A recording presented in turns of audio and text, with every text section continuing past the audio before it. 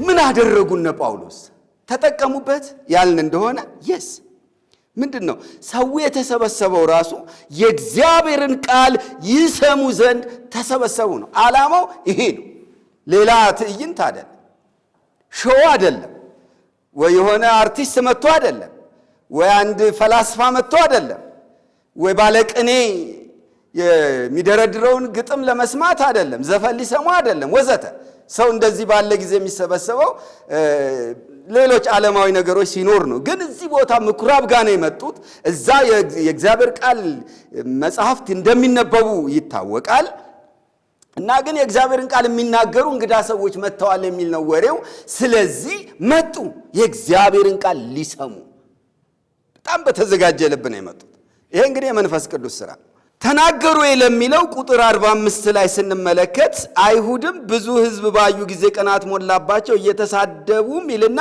ጳውሎስ የተናገረውን ቃል ተቃወሙ ይላል ስለዚህ ጳውሎስ ምን አድርጓል ማለት ነው ተናግሯል ድምጹን አሰምቶ እስከሚሰማ ድረስ ጳውሎስ ነበር አሁንም የሚሰብከው ባለፈውም ሳምንት ሰብኳል እንደገና ጥያቄያቸው ምንድነው ይህንን በሚመጣው ሰንበት እንዲነግሩን ነው ጥያቄያቸው በሚመጣው ሰንበት ይነግሯቸው ዘንድ ለመኗቸው ነው የሚለው ስለዚህ ያን ነው የሳምንት ዕለታውን ነው የደገመው ማለት ነው ሉቃስ የዚህን ቀን ስብከት ያልጻፈው ለዚህ እንደሆነ እገምታለሁ ለምን ተጽፏል ሳምንት ተሰብኳል አይደል እሱን ጽፎልናል የሁለተኛውን ሰንበት ስብከት ግን አልጻፈውም መድገም ነው የሚሆንበት አይደል ስለዚህ ያንን ማንበብ እንችላለን ስለዚህ የሁለተኛው ሰንበት ስብከት ምን ይመስላል ብለን እንደው ዝም ብለን ብንጠይቅ ሌላ ምንም አይሆንም ያው ነው በቃ ከዳዊት ዘር መድኃኒትን እርሱም ክርስቶስ ኢየሱስን አመጣ የሚል ነው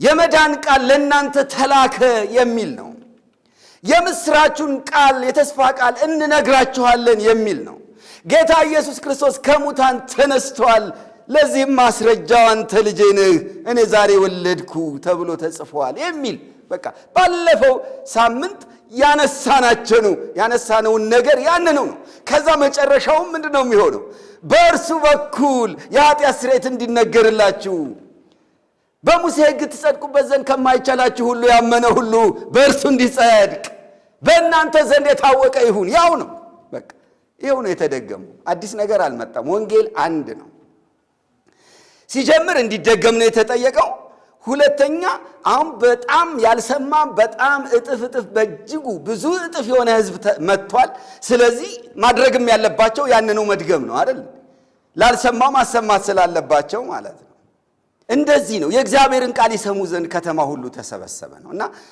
ምን ማድረግ አለብን ማለት ነው እናውራው ግድ የለም እንዲህ አይነት ክፍለ ጊዜ እንዳለ ወንጌል የሚሰበክበት መጽሐፍት የሚጠኑበት የወንጌል አገልግሎት ስለመኖሩ ዝም ብለን እናውራ በጨዋታ ሁሉ ውስጥ እናስገባው በቃ ይሄ ትልቅ ተጽዕኖ ይፈጥራል ሰዎችን ያጓጓል አንዳንዶች መረጃ ስለሌላቸውም ጭምር ነው በዚህ አገልግሎት የማይጠቀሙት ሲሰሙ መጡኮ ሰዎች አይደል ሰዎችን የማንቃት ሥራ መስራት የማስታወቂያ ውጤት መሆን የለበትም ግልጽ ነው እያንዳንዱ ይሄንን ጣፋጭ የሆነ እግዚአብሔር ቃል የሰማ ሰው ከነጣዕሙ ውስጥ ይናገረው ሁሌ ዘወትር ማክሰኞ ሁሌ ዘወትር ሐሙስ ደስ ብሎ እንመጣለን የት ምን እንደዚህ አይነት አገልግሎት አለ እንዲህ አይነት መጽሐፍት ይጠናሉ ምናምን በመንልበት ጊዜ ሰዎችን እንቀሰቅሳቸዋለን እና ምላሽ የሚሰጡ ሰዎች ይኖራሉ መጡ ቢፈልጉም ባይፈልጉም መጨረሻ ቢቀጥሉ አይቀጥሉ አይታወቅም ግን በቃ ወሬው ግን ሰበሰባቸው እግዚአብሔር ይርዳን አገልግሎቶችን ማስተዋወቅ እንማርበታለን ብዬ አስባለሁ ከዛ የእግዚአብሔር ቃል በሙላት ተሰበከ ግን ይሄ ሁሉ ከሆነ በኋላ ምን ተፈጠረ ማንኛውም አገልግሎት ያለ ተግዳሮት አይሆንም ስለዚህ ተግዳሮት መጣ ፈተና መጣ እነዛ አይሁድ ብዙ ህዝብ ባዩ ጊዜ ቀናት ሞላባቸው ይላል ብዙ ህዝብ ባዩ ጊዜ ቀናት ሞላባቸው መሪዎቹ መጀመሪያ ቀናት ነው የተሞሉት የዛሬ ሳምንት እኮ እነሱ ራሳቸው የተስማሙ ነው የሚመስለኝ ትንሽ ስለሆነ ሰው በሚመጣው ሰንበት ይነግሯቸው ዘንድ ለመኑ ይላል። አብረው የለመኑ ናቸው እነዚህ። አሁን ግን ከሚጠብቁት በላይ ግልብጥ ብሎ መጣ። እነሱ በሚሰብኩበት ቀን ግን እንደዛ አይነት ሰው መጥቶ አያውቅም። ቀደም ብሎ በነበሯቸው አገልግሎቶች ውስጥ ያን ያህል ሕዝብ አይተው አያውቁም። እንዴ ገና በአንድ ሰንበት አገልግሎት እኛ እንግዳ ናቸው ብለን መድረክ ብንሰጣቸው ጨርሶኛ ያልሰራነውን ስራ ይሰራሉ እንዴ? ይህን ያህል ተቀባይነት፣ ይህን ያህል ሕዝብ መሳብ እንዴት ቻሉ? እኛ ያልሰራነውን። ቅናት ማለት ይሄ በተሰራ ማንም ይስራው በስራው ደስ ከመሰኘት ይልቅ እኔ ካልሰራሁት ትክክልም ቢሆን አልፈልግም ነው። ጥሩ ነገርም ቢሆን እኔ ስላልሰራሁት ወይም እኔን ካልጠቀመኝ፣ ለኔ ክብር ካላመጣ፣ ለኔ ምስጋና ውዳሴ ካላመጣ ልክ አይደለም ብሎ መነሳት፣ ይሄ ምን ይባላል? ቅናት። ያው ቅናት ከመጀመሪያ ጀምሮ የሆነ ነገር ነው። ከቃየን ነው የምናየው። አቤልን ያስገደለ ነው። ጌታ ኢየሱስንም ለሞት ያበቃው ምንድን ነው? በቅናት አሳልፈው እንደሰጡት ያውቅ ነበር ተብሏል ስለ ጲላጦስ። ጲላጦስ ስለ ጉዳዩ ሲናገር ቅናት ያን ያህል ርቀት ሰዎችን አመፀኛ ያደርጋል። እና ምን አደረጉ? አሁን የህዝቡ መብዛት እኮ ለነሱ ጥቅም ነው። እንደው ዝም ብሎ ቢያስቡት እኮ ምን ችግር አለው? እንትናቸው ምኩራባቸው ሰው ሞላላቸው። እነዚህ ሰዎች እንግዶች ናቸው፣ ነገ ይሄዳሉ አይደል? ነገ ሲሄዱ ህዝቡን መያዝ ይችላሉ አይችሉም? እንደው ክርስትናው እንኳን ባይገባቸው ቢያንስ የመጣው የከተማው ህዝብ እኮ አህዛብ ነው፣ ጣዖት አምላኪ ነው። እና የአብርሃም የይስሐቅ ያዕቆብን አምላክ እንኳን አያስተዋውቁትም። በራሳቸው እንኳን እምነት እንደው በራሳቸው ደረጃ አይይዙትም። እና ምን አለ እነሱ ያመጡላቸውን ሰዎች ለመያዝ እንኳን ቢያስቡ ምንም እኛ ካልሰራ ነው የፈለገ ቢሆን ልክ አይደለም። ወይ ደግሞ ሌላ ተቃውሞ እኮ አላነሱ። ትምህርቱ ገብቷቸው እንደዚህ ብለው የሚሰብኩ ስለሆነ እነዚህ ሰዎች የሐሰት ነገር ነው ይዘው የመጡትም አላሉም እኮ። አሁን ጳውሎስና በርናባስን በምን ተቃወሟቸው? ትምህርቱ ገብቷቸው ይሄ ልክ አይደለም በእግዚአብሔር ቃል ሲመዘን ወይም በኦሪቱ ትምህርታችን ምናምን እኮ አልተከራከሩም እኮ። አሁን ቅናቱን የፈጠረባቸው ህዝብ መጣ ነው። ምንም አግኝተውባቸው አይደለም። ህዝብ ግልብጥ ብሎ መጣ የሚለው። ከዛ ይሄ ብቻ አይደለም። ከዛ ምን አደረጉ? ስድብ ውስጥ ገቡ። ስድብ ውስጥ የገቡት ግን እንዳልኳችሁ ጳውሎስ የተናገረውን ቃል ተቃወሙ ይላል፣ እየተሳደቡ። ይሄ በጣም ግልጽ የሆነ ተቃውሞ ነው። በቃ የሆነ ያለ መረዳት ያለ ማወቅ ነገር አይደለም። በቃ ዴድ በሆነ እየተሳደቡ ከሆነ ምንም እድል ክፍተት አልሰጡም ማለት ነው፣ ለመስማትም ለመረዳት። እየተሳደቡ ጳውሎስ የተናገረውን ተቃወሙ ይላል። ግን ጳውሎስ ምን ተናገረ ብትሏቸው አያውቁም፣ አይመልሱም። የቱኛው ነው ስተቱ? ምኑን ነው የምትቃወሙት ብትሏቸው የሚያውቁት ነገር የለም። ዝም ብለው ብቻ ልክ አይደለም እኛ እናቃቸውም፣ እንደዚህ ነው እንደዛ ነው የሚል ጭፍን የሆነ ተቃውሞ አደረጉ ማለት ነው። እና እንደዚህ ሊገጥመን ይችላል። ግን እግዚአብሔር ይመስገን ስራ ስለተሰራ ነው አይደል? መጀመሪያ ላይ ይሄንን ስናስብ ነው ችግሩ። መጀመሪያ ላይ ያገኘነውን እድል ላለመጠቀም እንዲህ ቢገጥመንስ እንላለን። ሊገጥመን ይችላል። ይሄው ገጠማቸው። ግን የሰሩትን ሰርተው ነው የገጠማቸው አይደል?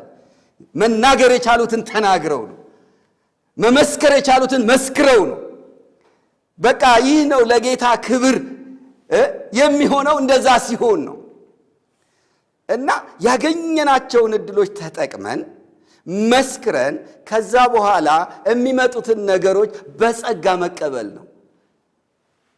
አሁን ተቀበሉት እነ ጳውሎስ። በቃ ሲቃወሟቸው ምንድነው ያሏቸው? ጳውሎስና በርናባስም ገልጠው የእግዚአብሔር ቃል አስቀድሞ ለእናንተ ይነገር ዘንድ ያስፈልጋል። የተስፋ ቃል ባለቤት ስለሆናችሁ፣ ስፍራው ላይ ስለተቀመጣችሁ የእግዚአብሔር ቃል አስቀድሞ የቅድሚያ ዕድል ተሰጥቷችኋል እያሏቸው አስቀድሞ ለእናንተ ይነገር ዘንድ ያስፈልጋል። ከገፋችሁትና የዘላለም ሕይወት እንዳይገባችሁ በራሳችሁ ከፈረዳችሁ ግን እነሆ ወደ አሕዛብ ዘወር እንላለን። አይገርምም? ሐዋርያው ነገሩን እንዴት እንዳየው ገባችሁ? እነዚህ ሰዎች ሲሳደቡ ምን ያደረጉ ነው የመሰላቸው? እነ ጳውሎስን በቃ ያሸማቀቁ አይደል?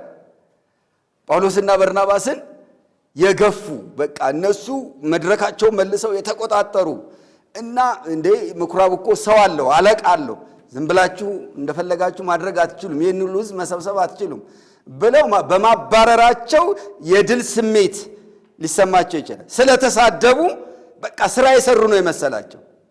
ግን የሆነው ነገር በራሳቸው እየፈረዱ ነው። አያችሁት ጳውሎስ እንዴት እንዳየው? እንደተሰደበ አይደለም የቆጠረው፣ እንደተገፋ እሱ እንደተገፋ አይደለም የቆጠረው፣ ተቃውሞ እንደደረሰበት አይደለም የቆጠረው። ታዲያስ ሰዎቹ በራሳቸው ላይ እየፈረዱ ነው እያለ ያለ። በራሳችሁ ከፈረዳችሁ ምን ብለው? የዘላለም ሕይወት እንዳይገባችሁ በራሳችሁ ከፈረዳችሁ እናዝናለን። እድል ነው ለእናንተ እኮ ነው ጥቅም ነው። የእግዚአብሔር ቃል ለእናንተ አስቀድሞ ይሰበክ ዘንድ ይገባል። ይህ እግዚአብሔር ለእናንተ ለመዳናችሁ የዘላለም ሕይወት እንድታገኙ የላከላችሁ ቃሉ ነው።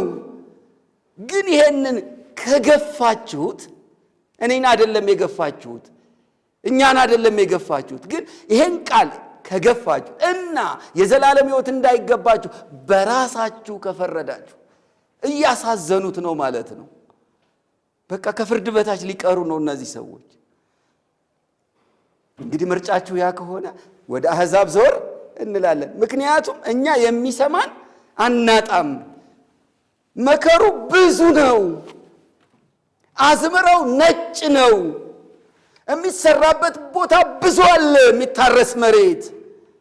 ግን ቅድሚያ ለእናንተ ስለሆነ ነው እና ይሄን እድል መጠቀም ነበረባችሁ። ግን በራሳችሁ ከፈረዳችሁ እንግዲህ ምን እናድርግ?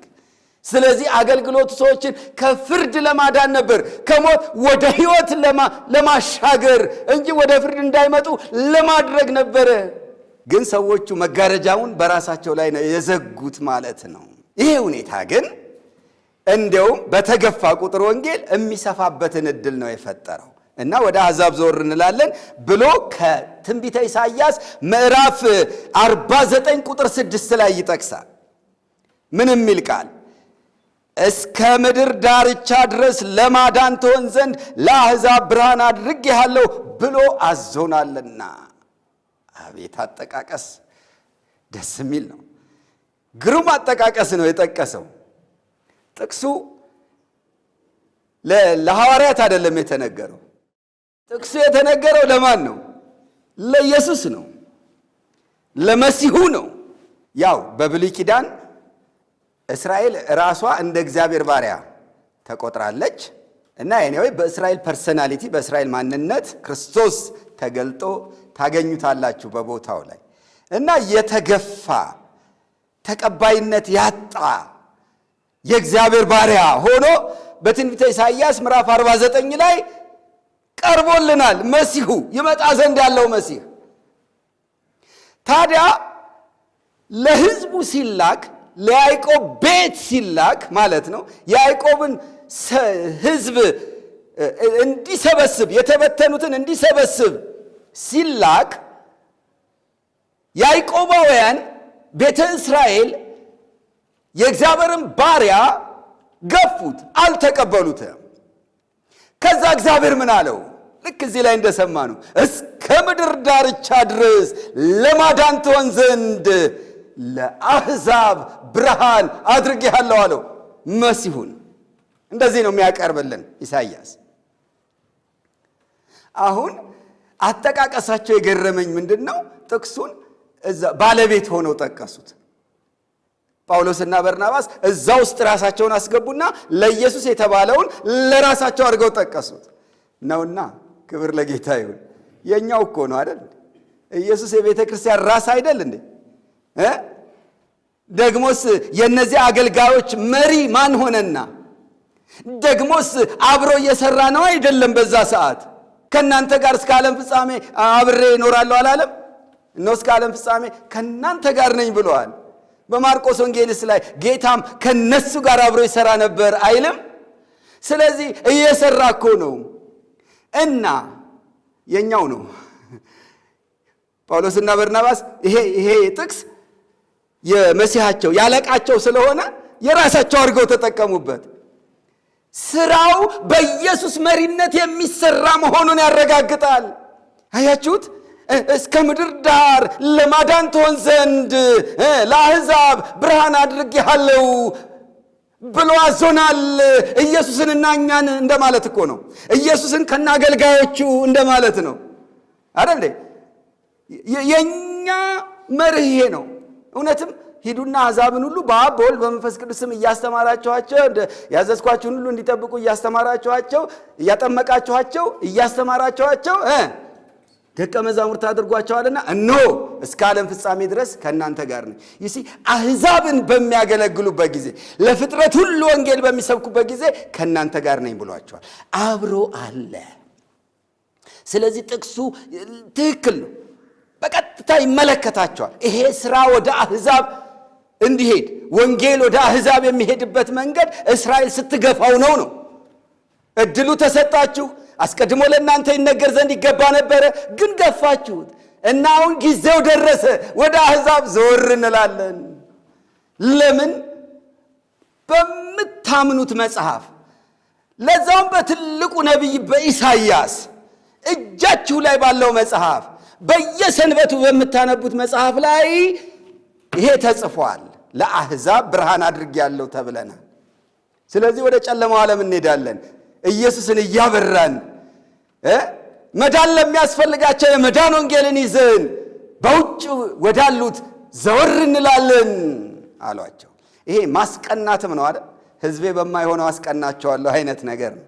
ያን ዕድል ባለመጠቀማቸው ብናዝንም ግን አገልግሎት ሞልቷል፣ በር ሞልቷል። ይመስላቸዋል አይደል? ሰዎች ልታሳምነኝ ደግሞ ልትለውጠኝ እኔን ልትለውጠኝ ወደ አንተ ልትወስደኝ የሆነ ቁጥር ልንሞላ ወይም የሆነ እኛ ሰውን በማምጣት የሆነ እድገትን ልናገኝ ለእኛ ጥቅም ይመስላቸዋል። ያሳዝናል። ለእነሱ ጥቅም ነው፣ የዘላለም ሕይወት እንዲያገኙ ነው። እና እኛ ዝቅ ማለት የለብንም፣ ከነሱ ስሜት ጋር አብረን መንጎድ የለብንም። ለነሱ እንደሆነ ነግራቸው ከገፋችሁት ግን ሞልቷል ሰው ነው። ብዙ የሚድን ሰው አለ። እግዚአብሔር የራሱ መንገድ አለው የሚለውን ማስተዋወቅ አለ። አሕዛብ ምን አሉ ነው የአሕዛብ ሪአክሽን እስኪ እንየው። ቁጥር 48 ላይ አሕዛብም ሰምተው ደስ አላቸው ይላል። የእግዚአብሔርንም ቃል አከበሩ ይላል። ለዘላለም ሕይወት የተዘጋጁ አመኑ ይላል። የጌታም ቃል በአገሩ ሁሉ ተስፋፋ ይላል። እንደውም ወደ ግባችን ያደርሱናል ማለት ነው እንዲህ አይነት ሰዎች። አሕዛብ ግን በምን ሰምተው ነው? እንዴት ነው ይሄ ደስ አላቸው የሚለው ነገር ከየት መጣ? የት ነበሩ እነሱ ብለን ብንል በሁለተኛው ሰንበት መላው ከተማው እንደመጣ አትርሱ። መላው ከተማ መጥቶ ጳውሎስ የሳምንቱን ስብከት ደግሞት ከዛ ወዲያ ነው ተቃውሞ የመጣው። ስለዚህ ይሄ ነገር ሁሉም እየሰማ ነው የተናገረው። በቃ እናንተ ከገፋችሁት ወደ አሕዛብ ዞር እንላለን ያለው አሕዛብም እየሰሙ ነው። ስለዚህ አሕዛብ ሰምተው ደስ አላቸው ይላል። ክብር ለእግዚአብሔር ይሁን። እንደዚህ ነው። የሚከፋው ብቻ አይደለም ያለው ከሚሰማን ሰው ውስጥ ደስ የሚለውም አለ ማለት ነው። አየህ? እና ምንድነው አንድ የወንጌል መስካሪ ተስፋ መቁረጥን መቃወም አለበት። ለጊዜው የገጠመውን ተግዳሮት እያየ ብቻ ተስፋ መቁረጥ የለበትም። ሌላውንም ማየት አለበት። ሌላውን ገጽታ ማየት አለበት። እዚህ ጋር የሚከፋው ካለ እዚህ ጋር ደስ የሚለው አለ።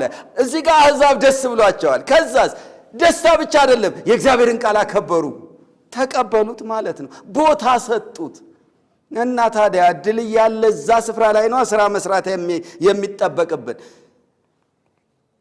ከዛ ለዘላለም ሕይወት የተዘጋጁ አመኑ። እነ ጳውሎስ እነማን እንደሆኑ አያውቁም፣ እግዚአብሔር ብቻ ነው የሚያውቀው። ሲያምኑ ነው የተረዱት። ልክ አምነው ሲያገኟቸው አሃ ለካ እነዚህ ለዘላለም ሕይወት የተዘጋጁ ነበሩ ይላል። ሰዎች ለጥፋት ራሳቸውን ያዘጋጃሉ። ነገር ግን እንደዚህ መልካም ዝንባሌ ያላቸው ደግሞ እግዚአብሔር ለዘላለም ሕይወት ወይም ለክብር ያዘጋጃቸዋል። እነዚህ ሰዎች አሁን አምነው ሲገለጡ እንመለከታለን ማለት ነው። ከዛ ሌላ ውጤት ምን ሆነ? የእግዚአብሔር ቃል ወይም የጌታ ቃል በአገሩ ሁሉ ተስፋፋ ይላል። ምንም አይነት የኛን እጅ አይፈልግም። በቃ ቅንነትና እውነተኝነትን ብቻ ነው የሚፈልገው። ከዛ በኋላ ይቀባበሉታል ሰዎች፣ ይስፋፋል። መዳን ያለበት ይድናል። ዛሬም ተስፋ ሳንቆርጥ በሙሉ ቁርጠኝነትና እምነት የምንቀጥለው የምንገፋበት ለዚህ ነው። ከዛስ ምን ሆነ? አሁን ስራው እየጨመረ ሄደ። ስራ ካለ ሰይጣንም አርፎ ይተኛል? አይተኛም። በገፋን ቁጥር እሱም ይገፋል። ስለዚህ ምንድነው ያደረገው? እነዛ ጳውሎስን የተናገረውን ቃል እየተሳደቡ የተቃወሙ ሰዎች አሁን ሁለተኛ ዙር ተቃውሞ አስነሱ። ያሁኑ ጠንከር ያለ ነው። ስደትን ነው ያስነሱት። ባሁኑ ቁጥር 50 ላይ አይሁድ ግን የሚያመልኩትን የከበሩትንም ሴቶች የከተማውን መኳንን ታወኩ ይላል። የተጠቀሙት ሴቶችን ነው የሚያመልኩ ሴቶች። የሚገርም ነው። አሕዛብ ነበሩ። አሁን ወደ ይሁዲነት ገብተው ከእነሱ ጋር አብረው እግዚአብሔር ማምለክ የጀመሩ ናቸው። መልካም ግን ያለቀቃቸው ነገር እንዳለ እንረዳለን። እና መኳንንቱን የከተማውን ኃላፊዎች ያውቋቸዋል። እና እነሱ ካቀጣጠሏቸው ደግሞ አስቸጋሪ ነው። ባለስልጣናት ምን ሊፈጠር እንደሚችል ዝም ብለን መገመት እንችላለን። እነሱን ተጠቅመው የከበሩትን ሴቶች፣ ተሰሚነት ያላቸውን ባለሀብት የሆኑትን ወይ የባለስልጣን ሚስቶች ይሆናሉ አይታወቅም። ብቻ እንዲህ አይነት ሰዎችን ተጠቀሙና ምን አደረጉ? ባለስልጣናቱን አሳምነው ከከተማው እንዲወጡ ስደትን አወጁባቸው። አወኩ፣ አስጨነቋቸው፣ አነሳሷቸው። በጳውሎስና በበርናባስ ላይ ስደትን አስነስተው ከአገራቸው አወጧቸው ይላል። ከዛ ከተማ የሚፈልጉት ነገር አልነበረም። ስለዚህ ምን አደረጉ? የእግራቸውን ትቢያ አራግፈውባቸው ወደ ኢቆንዮን ወጡ ይላል። ከከተማ ቢወጡ ሌላ ከተማ አለ። ከሆነ ህዝብ ቢገለሉ ሌላ ህዝብ አለ። እንደዛ ነው የሆነው ጌታ ኢየሱስ ክርስቶስ። ስለዚህ የእግርን ትቢያ አራግፎ ስለመውጣት ያስተማረው በሉቃስ ወንጌል ላይ ገላጭ ነው። ሉቃስ ምዕራፍ 10 ሰባዎቹን በላከበት ጊዜ የተናገረውን እናንብብ። ቁጥር 10 ነገር ግን ወደምትገቡበት ከተማ ሁሉ ባይቀበሏችሁ ወደ አደባባይዋ ወጥታችሁ ከከተማችሁ የተጣበቀብንን ትቢያ እንኳ እናራግፍላችኋለን። የእግዚአብሔር መንግሥት ግን ወደ እናንተ እንደቀረበች ይህንን እወቁ በሉ ይላል። እላችኋለሁና በዚያ ቀን ከዚያች ከተማ ይልቅ ለሰዶም ይቀልላታል። ከባድ ነው። አሁን ከከተማቸው ሲያስወጧቸው ድልነሽነት ሊሰማቸው ይችላል። በቃ ቶሎ የሆነ አደጋ መጥቶብን ነበር፣ አከሸፍ ነው፣ አባረር ናቸው ብለው ሊመጻደቁ ይችላሉ። ግን ሰዶም እየሆኑ ነው። እንደውም ለሰዶም ይቀልላታል። ከሰዶም በላይ ያለ ፍርድ እዛች ከተማ ላይ ይመጣል ማለት ነው እንጂ እነ ጳውሎስ የቀረባቸው ነገር የለም። ምንም ጥቅም ፈልገው አልመጡም። ገንዘብ አልፈለጉም። ያ ሁሉ ሕዝብ ተሰብስቦ ለነሱ የሆነ ምጽዋት እንዲሰጣቸው አይደለም፣ ለራሱ ነው፣ ሕይወት እንዲያገኝ ነው እንጂ ለነሱ አይደለም እያገለገሉ የነበረው። አሁን ግን እንደ ራሳቸው አይደለም የሚያስቡት አይሁድ። እነሱ ቢሆኑ ይህን ያህል ሕዝብ መሰብሰብ ቢችሉ ምንድን ነው የሚያስቡት? ቶሎ ብሎ ሙዳየ ምጽዋቱ አይደል ሳጥኑ ይሞላል፣ እሱን ነው የሚያስቡት እነሱ ቢሆኑ። ስለዚህ አሁን ቅናቱን የፈጠረባቸው ይሄ ነው። ይህንንም ያህል ሕዝብ ከሰበሰቡ ከኛ ይልቅ ተጠቃሚ ሊሆኑ ነው አይደል እንዴ? ይሄ እኮ ነው ቅናቱን ያመጣው። ግን ጳውሎስና በርናባስ እንኳን ገንዘብ፣ እንኳን ክብር፣ እንኳን ስልጣን አቧራውንም አንፈልግም። ይሄው አደባባይ ላይ ወጥተው የከተማውንም እግራችን ላይ የተጣበቀውን አቧራ ትቢያ ይሄው አስረክበናል፣ ቆጥራችሁ ተረከቡን ያሉ ነው የሚመስሉት። ምንም አንፈልግም ከጲስዲያ ከተማ፣ ከናንተ የፈለግነው አይደለም፣ ልንቀበል አይደለም፣ ልንሰጥ ነው የመጣ ነው። አገልጋይ ማለት እንደዚህ ነው። የወንጌል ሰራተኞች ይሄንን መርህ በአግባቡ ሊያውቁት ይገባል። እኛ በቃ ከእግዚአብሔር እንደተላከ ሰው ሰጪ ሆነን ነው መሄድ ያለብን። ጉድለታችንን እግዚአብሔር ይሞላል በስጋ ያለው። እሱ ሊያስጨንቀን አይገባም። በተለይ በወንጌል ተልእኮ ውስጥ ስንሰማራ ማለት ነው። ወዴት ነው የሄዱት? አራግፈውባቸው ወደ ኢቆንዮን ወጡ ይላል። ኢቆንዮን ከዛች ከጲስድያ አንጾኪያ 152 ኪሎ ሜትር ወደ ምስራቅ ርቃ የምትገኝ ትንሽ አንድ 3 ሰዓት በላይ የምታስኬድ ከተማ ናት።